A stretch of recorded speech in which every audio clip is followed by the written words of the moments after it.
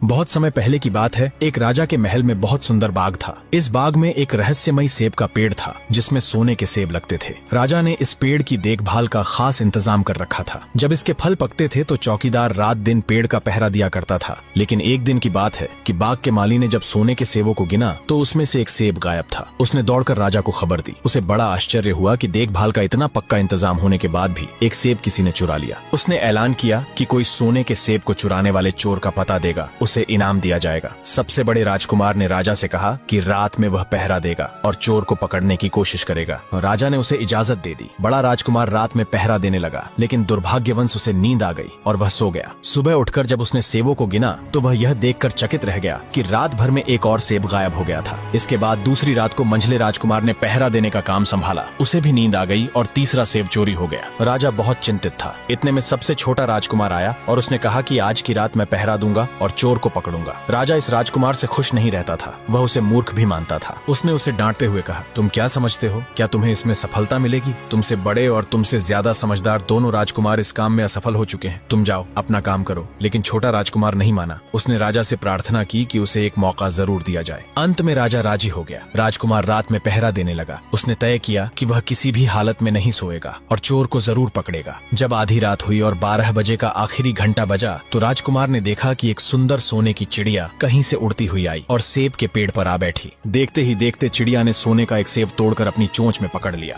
राजकुमार ने फौरन निशाना साधकर तीर चला दिया, लेकिन तीर चिड़िया को नहीं लगा और वह पंख फड़फड़ाकर उड़ गई। हाँ, इतना अवश्य हुआ कि उसका एक सुनहरा पंख टूटकर जमीन पर आ गिरा। दूसरे दिन राजकुमार ने राजा को सारी बात कह सुनाई और वह सोने का पंख उनके सामने रख दिया। पंख इतना सुंदर और कीमती था कि राजा उसे देखता ही रह गया और उसने कहा, अगर उस चिड़िया का एक पंख इतना सुंदर है तो वह पूरी चिड़िया कितनी सुंदर होगी। मैं चाहता हूँ कि उस चिड़िया को कोई पकड़ कर लाए। सबसे पहले बड़ा राजकुमार इस काम के लिए रवाना हुआ। चलते चलते वह एक जंगल में पहुंचा। वहां उसने एक नरभक्षी राक्षस को आराम करते हुए देखा। राक्षस ने राजकुमार से कहा, मुझे पता है कि तुम सोने की चिड़िया की खोज में निकले हो। तुम मेरी राय मानो तो तुम्हारा काम जल्दी ही पूरा हो जाएगा। तुम इसी रास्ते से सीधे चले जाओ। शाम होने पर तुम एक गाँव में पहुंचोगे। वहाँ तुम्हें आमने सामने 2 सराय मिलेंगी। एक सराय खूब सजी सजाई और सुंदर सी होगी, लेकिन तुम उसमें मत ठहरना। तुम उसके सामने वाली दूसरी सराय में ठहरना, जो बहुत मामूली और देखने में भी भद्दी सी होगी। ऐसा करने पर तुम्हारा काम आसानी से पूरा हो जाएगा। राक्षस की बात सुनकर राजकुमार ने कहा, मुझे तुम्हारी सलाह की जरूरत नहीं है। यह कहकर राजकुमार आगे चलता गया। शाम को जब वह एक गांव में पहुंचा तो उसने देखा कि वहां मार्ग के किनारे सचमुच 2 सरायें थीं। उनमें से एक सराय खूब सजी सजाई थी और उसके अंदर से लोगों के नाचने गाने की आवाजें आ रही थीं। दूसरी सराय भद्दी सी थी और वहां अंधेरा घिरा हुआ था। राजकुमार सजी सजाई सराय में ठहर गया। थोड़ी देर में वह भूल गया कि वह असल में सोने की चिड़िया की खोज में निकला था। उधर जब काफी समय बीत गया और बड़ा राजकुमार नहीं लौटा तो मंझला